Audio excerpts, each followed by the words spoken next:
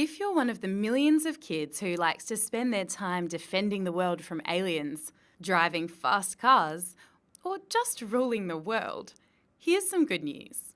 Turns out playing video games isn't that bad. In fact, it might even be good for you.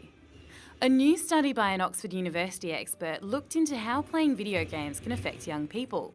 It looked at around 5,000 10 to 15-year-olds.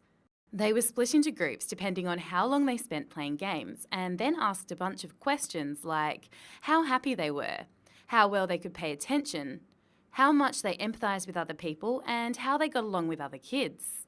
Turns out those who played for up to an hour a day seemed more sociable, happier with their lives, and had better concentration than the other groups.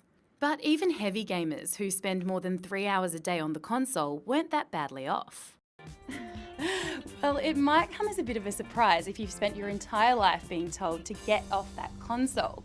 But some reports have actually shown that certain games can improve things like your memory, coordination, and even eyesight. But the report couldn't prove that playing games actually makes you smarter. Though it did suggest some links between too much time on the console and bad behaviour. And while the differences are pretty small, they say family, school friends and finances have a much bigger impact on young people. And who better to talk to about gaming than Good Game's Bajo? So is this any surprise to someone like you that gaming may not be that bad for you?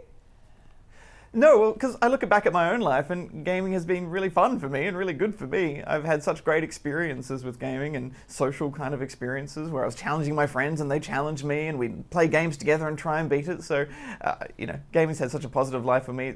Stories like this and articles like this don't really surprise me. Do you think that gaming sometimes gets a bit of a bad rap in the media? Definitely, and I think that usually comes into violence with games, and that's why we have a rating system in Australia, to rate games so that adults can play the adult games and kids play games that are suitable for them, and so everyone's playing what they should be playing, and that's something that needs to be looked at over a long period of time. Games are just starting to get into really high definition. They're really just starting out in their whole industry, so that's something that needs to continue to be studying the impact of these games on us. And do you think, for kids, are there any particular sorts of games that you think could be more beneficial? Well, I think games like Minecraft, which is, Minecraft is probably the most popular game for younger gamers, or spawnlings as we like to call them on the show. I think that's really popular because kids see how creative it can be, and you can just make anything you like in that game block by block, and you can do it with friends. So it's just got all those elements that kids and adults love about community gaming.